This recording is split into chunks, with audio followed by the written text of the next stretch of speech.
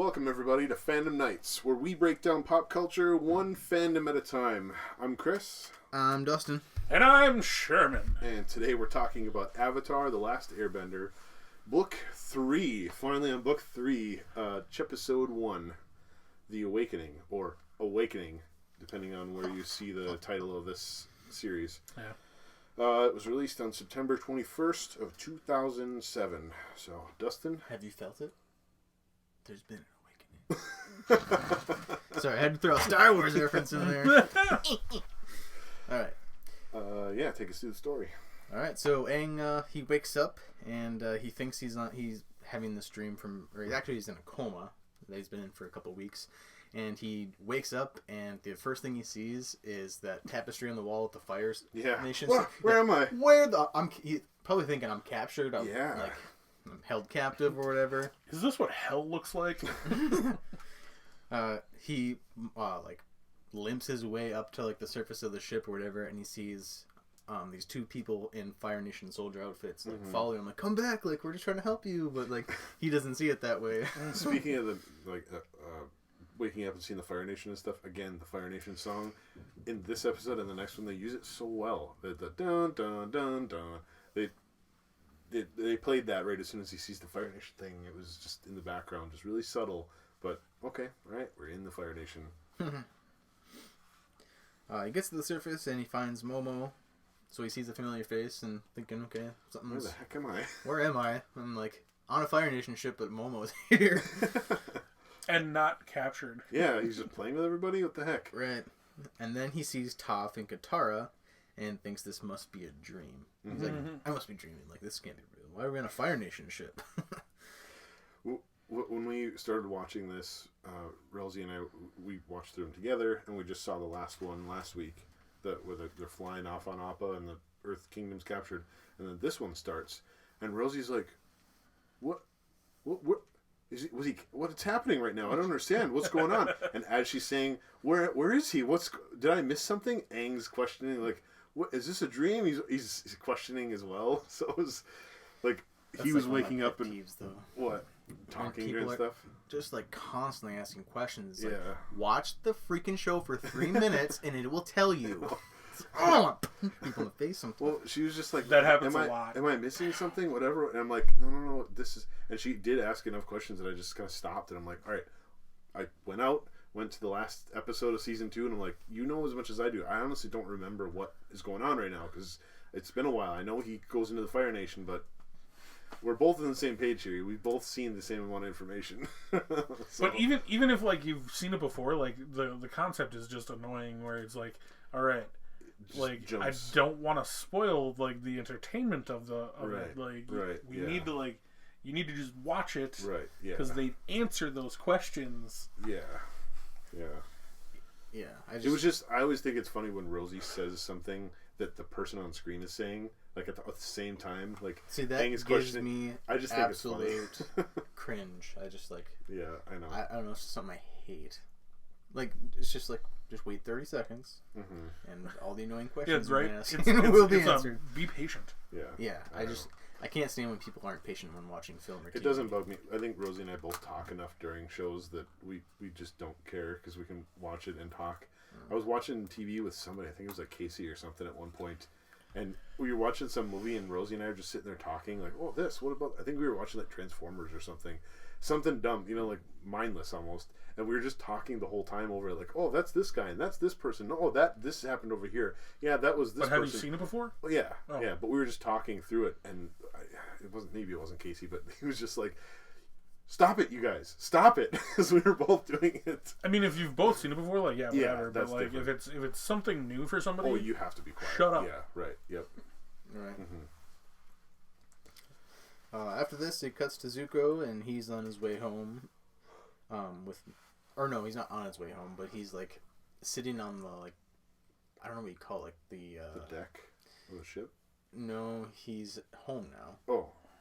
He's dating May. No, where are they? The whole royal palace is in the middle of the volcano or whatever, or an old volcano, and they're sitting on the edge of the volcano, on top, or whatever. I don't know what you call that technically, but they're sitting up there. They're clearly a couple, and they're hugging and kissing or whatever. And then Azula shows up. Yeah, that was seemingly out of nowhere. Like, she just comes up and kisses him. Like, whoa, okay, so they're in a relationship all of a sudden. Right. And when it first introduces Zuko, again, the music was like this dun dun dun dun dun. Like, it was like this sad version of the Fire Nation theme song. You could tell he was sad. Aang has a million questions after he comes to. Yeah. And Katara tells him to just relax, take it easy. And Katara's like, I like the hair though. And Aang's like, I have hair? Yeah. What? How long was I out? A few weeks. Like, yeah. Geez, okay. Weeks? Okay. Not only that, but like after a few weeks, like that dude grows hair fast. Yeah. Yeah. My hair would not look like that after a few weeks. Yeah. Well, isn't it like if you like, you know, shave and shave and shave, you naturally like grow more and thicker or whatever? No, it's a myth. Is it? It looks thicker, it is a but myth. Yeah. It does open up follicles though, so like, because like if you keep shaving, like. Someone dropped a ball. Alright, hopefully no more ball, please. Yeah. It will, if you shave like more frequently, it does open up like your follicles to promote hair growth in those areas. Yeah. Okay. Yeah, so Hakoda introduces himself to Aang, and Katara like immediately gets all defensive. She's so mad at her dad. I know. Yeah.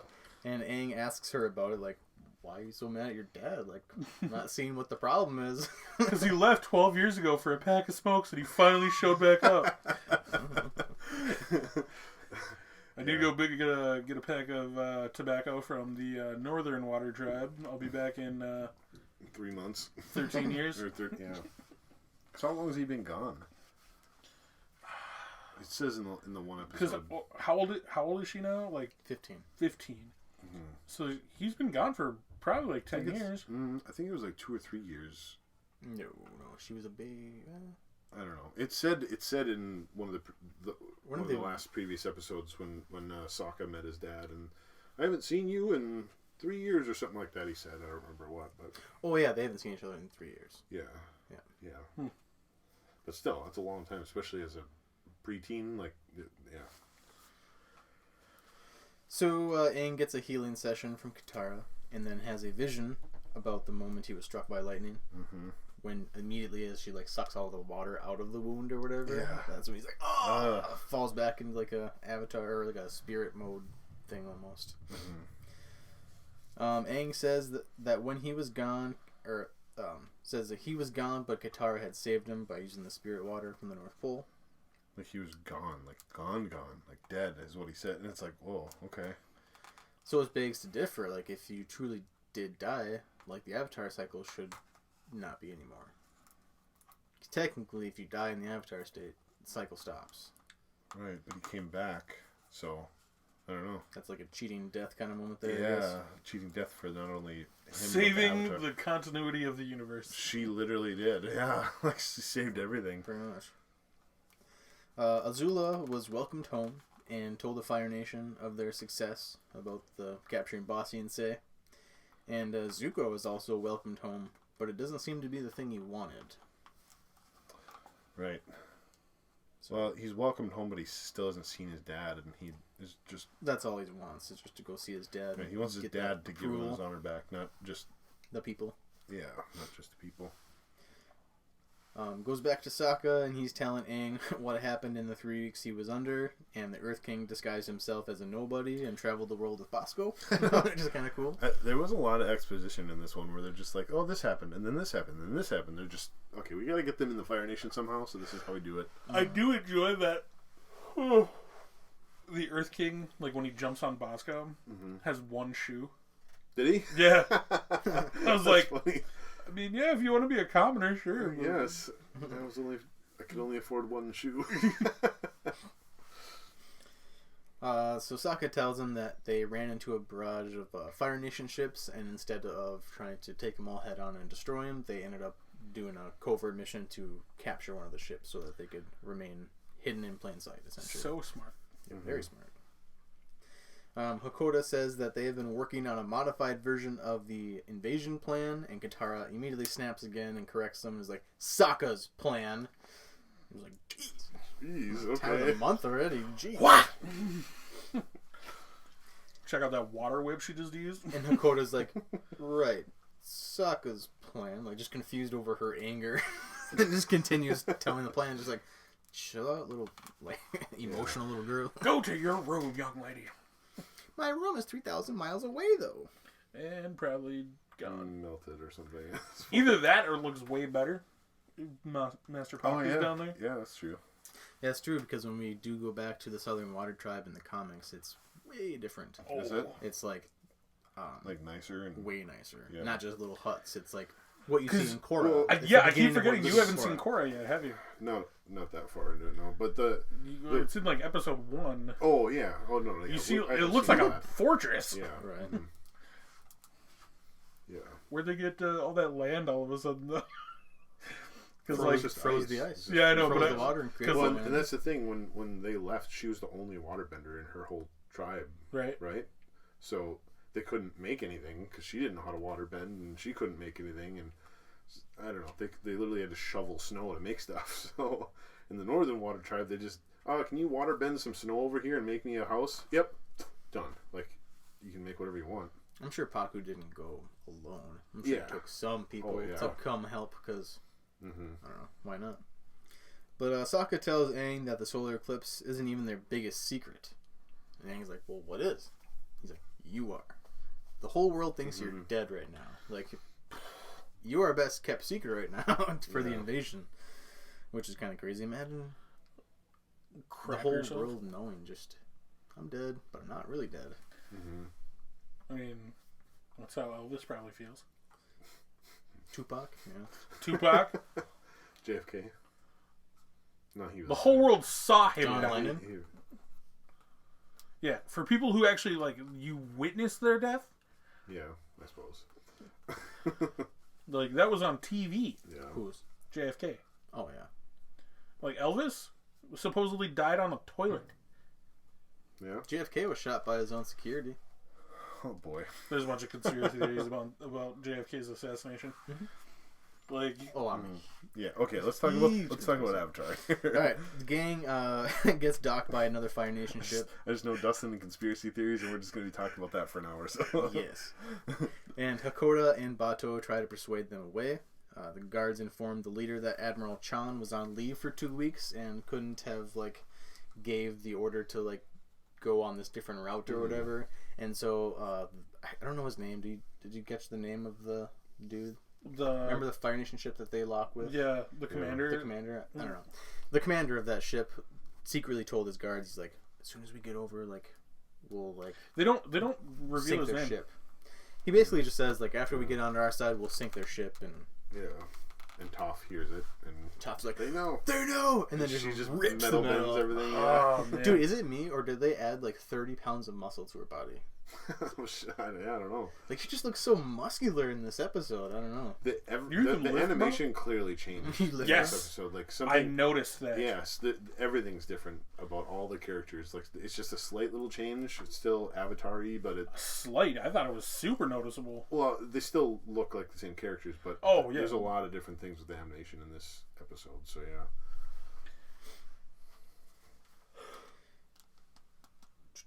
So Zuko plays with some turtle ducks, and Zuko wants to see his father.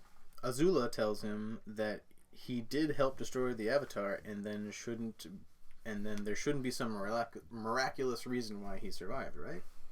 And Zuko knows about Katara's healing water and is like, oh shoot, there is one way he could have survived. No, just straight up lies.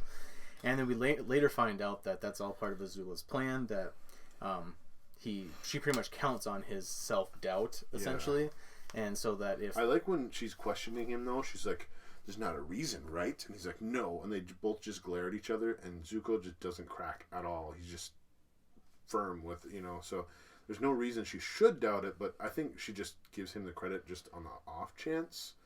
And it doesn't hurt her at all, because she still took down the Earth Kingdom, He just killed the Avatar. That's really good, but she did the bulk of it, so she's still getting praise for that. You know, it's just a tactical move again. So.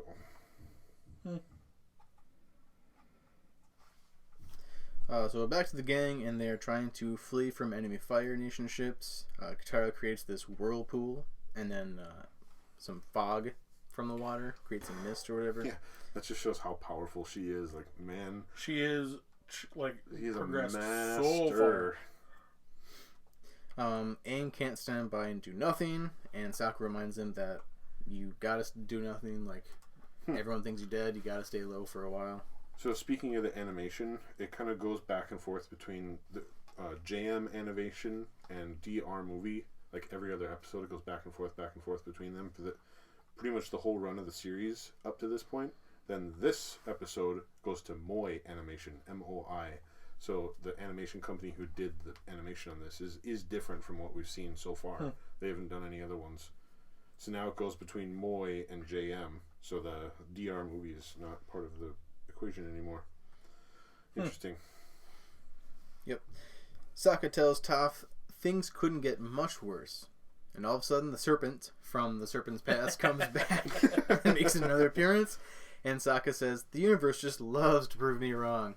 And then all of a sudden the serpent takes out the other ship. And he's like, huh, the universe actually likes me for once.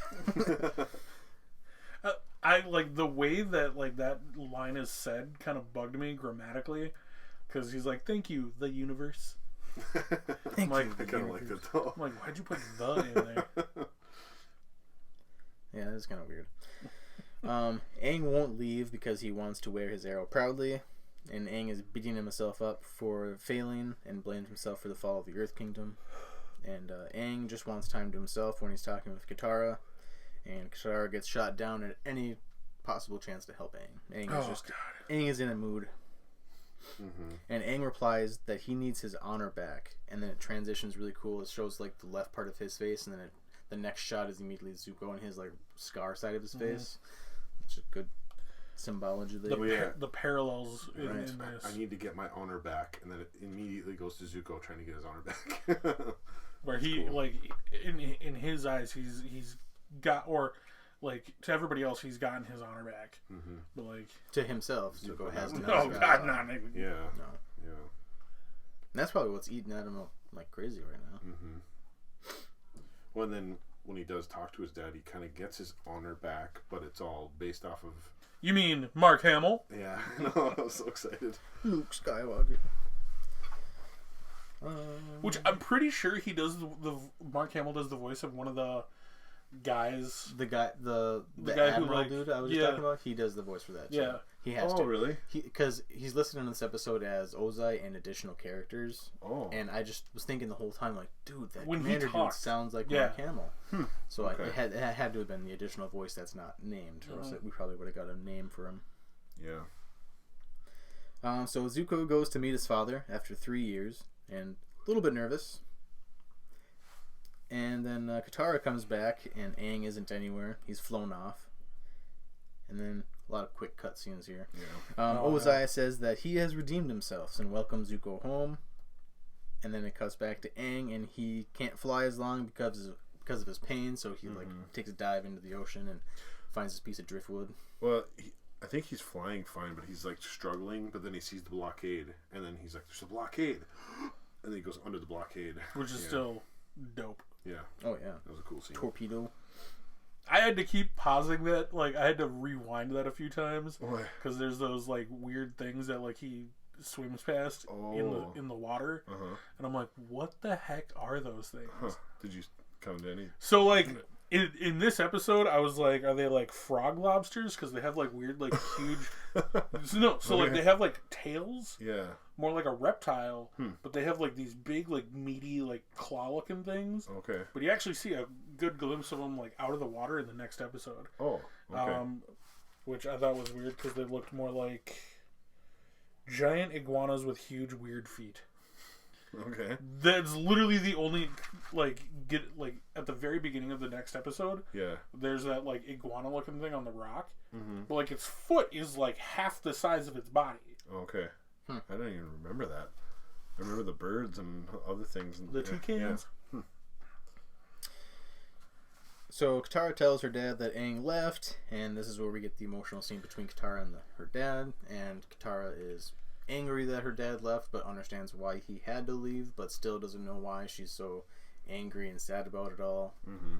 But then they kind of come together and resolve that whole issue. Yeah. She's talking about how Aang left them, and Hakoda's like, you're not just talking about him, you're talking about me too, right? Mm-hmm.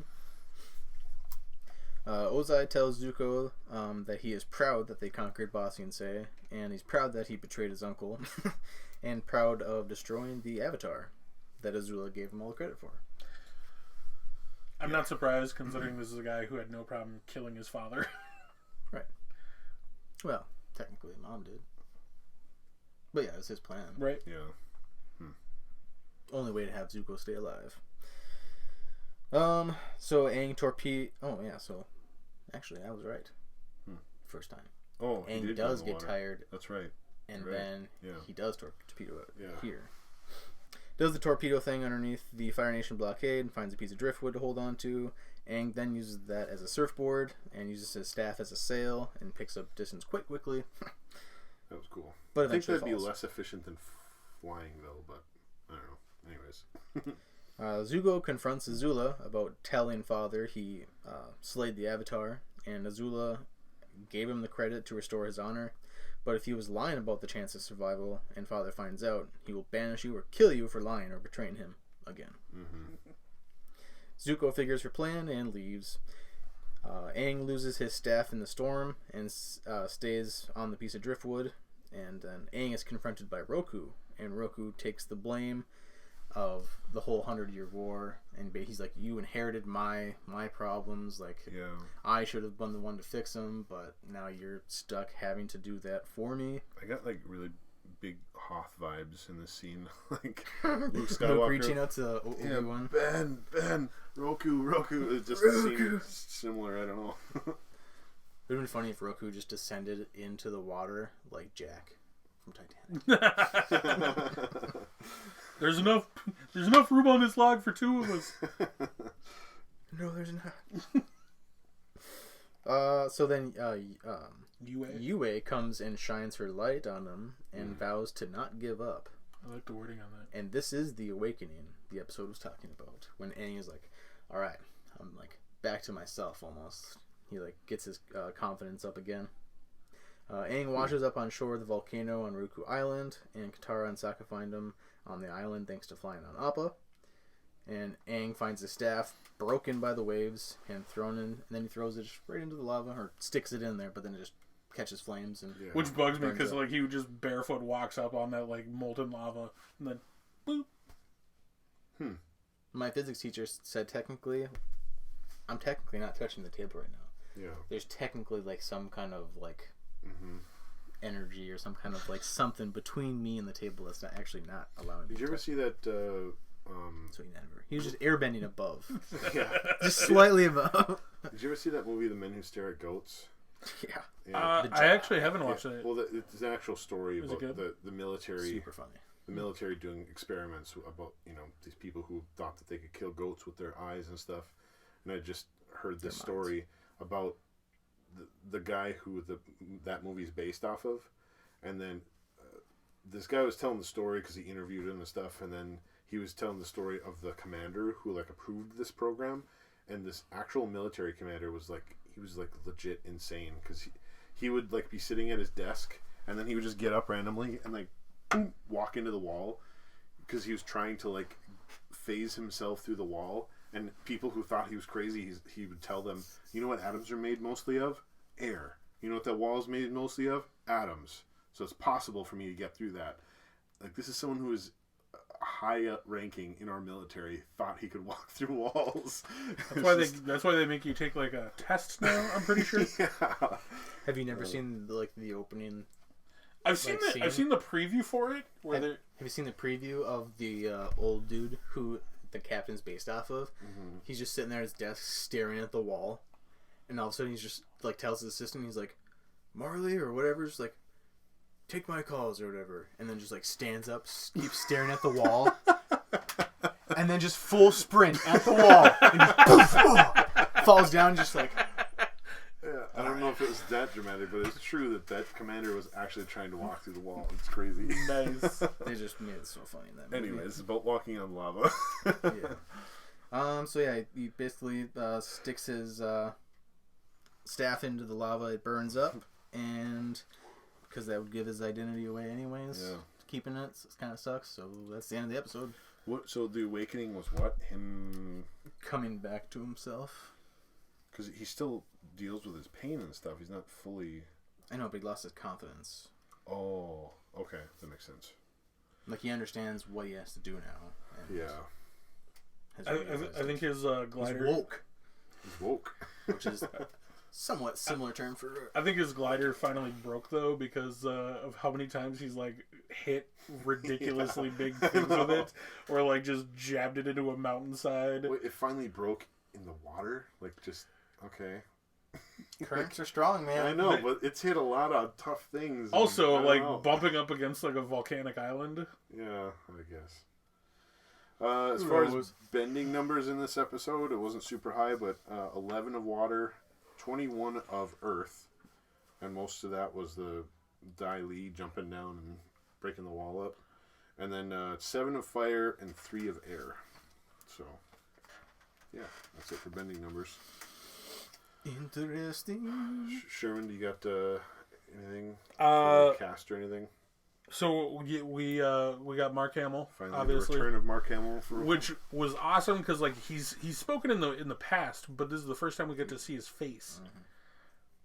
Is it the first time we see Jose's face? It is, according to the art book too. It's been all blacked out every time. Yep. Yeah. It's either his back or like just like his body, or an over the shoulder shot. Mm-hmm. Yeah. Interesting. And then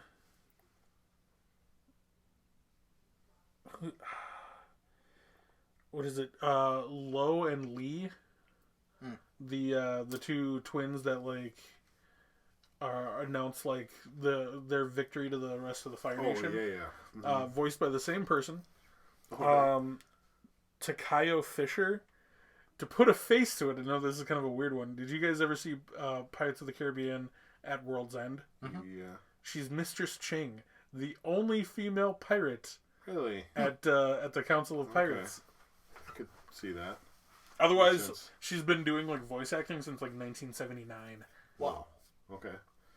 Wow. So she's old. Credited. Mm-hmm. Also, with a season opener, I thought this was kind of fun. So there's 3 seasons for the show. Every season opening episode starts the episode off in a boat. In season 3? No, every season starts off with the first episode in a boat. Katara and Sokka in the boat, and then number 2 they were on. It was the Avatar State episode. The Avatar State. But they were sailing to the Earth Kingdom. Right. That town before. They were in another Water Tribe boat. With Master Paku. Because that's where like he gives them like all the stuff, and then they like fly off. Yep. To meet the general. Yep, I remember that now. I just like I enjoy the similarities between seasons. Yeah, that is kind of cool. As far as wise sayings, there wasn't anything. I just put "Thank you, the universe." It's because Iroh doesn't talk for like 4 episodes. Yeah. Oh man, wait. Is this the one where we see him go to Iroh? No, that's the next one. Okay, yeah. Okay, yeah, that's all I really got. So let's rate this thing. I wonder who made the grunts for Iroh in these last 3 episodes. Because he does grunts when he's like working out and stuff. Oh yeah, probably Greg Baldwin. So far, he hasn't grunted at all. So. Well, we haven't seen him yet. Yeah. You haven't seen nothing yet. Yeah. So. Story arc, Dustin. What would you? Swole's an understatement. I know, right? Ben Solo was swole. This guy is jacked. This guy's like The Rock, or better. I mean, he's literally like a brick, just solid, straight down. So is this where he's like, all right, swole, jacked, bricked. What's the next one? So is this where like, because you know how like he's always like calm and relaxing, drinking tea. So is this where he's like, all right, I'm gonna like take some earthbending advice and just get into it? Yeah. Dustin, what would you rate the story arc in this one? Sorry, I'm just thinking about Iroh shirtless. Like when he rips those robes off, though, holy crap! Just takes We off haven't the gotten there sag. yet. Just, whoa, just one arm chin ups, just no big deal while eating an apple. Just like He does whatever. one-arm chin-ups? Get on That's our level, nothing dude. for him. Watch the show, Yeah, man. just wait till you see him. Yeah. Yeah, like the reveal for that is just kind of cool. It's really simple, but just cool. What were we saying now? The story arc. What would you rate the story arc? Yeah, I'll give it an 8. It wasn't anything super special, but it definitely gave us a good understanding of what happened in the last 3 weeks as to what their current objective is right now. Yeah. The execution, pacing, vision, entertainment. I'll give it another 8, I guess, too, there. Okay. Pacing was fine. It wasn't too fast or too slow. It's entertaining to watch. A couple of comedy moments from Sokka. Mm-hmm. Yeah, that's pretty much it. Wasn't a super special episode. My only downside to that was how many cuts they had to make for Back that. and forth. Okay, back and yeah. forth, back I and guess forth. that's one thing. Yeah, I didn't like the pace. I did like the pacing of it. I just don't like Yeah. all the cuts. They could do fewer cuts and still make the same story. Like, stick with a character for a little bit, then go back and Don't just stick with a character for 30 seconds and then cut. Like, stick with him It for is- 2.5 minutes and then 2.5 minutes. And then 2.5 This episode minutes. wasn't that hard because there wasn't a ton of bending, but I noticed it so much when I'm trying to count the bending. You hit back 10 seconds and you're like, whoa, this is a completely different environment now. Like, I don't know. Right. Even hitting back 10 seconds sometimes, it's like, this is a whole different scene. But yeah. The writing, I'll give it that a 10. a 10 for the writing. Yeah. Okay. As far as the performances, the delivery, I gave it 10. I rated this right after I watched it. I don't remember exactly why, but there was all the scenes with Katara and getting emotional at her dad and then crying with her dad, and just that whole scene alone was like, man, okay, she's going through a lot right now, like reconciling with her dad and with Aang and with all these different things, and Aang's whole feeling depressed and just not worthy, or that he's failed everybody. Like, you can see that or hear that in his voice when he's talking and stuff. The action, so the blocking and stunts and environment, I gave it a 9.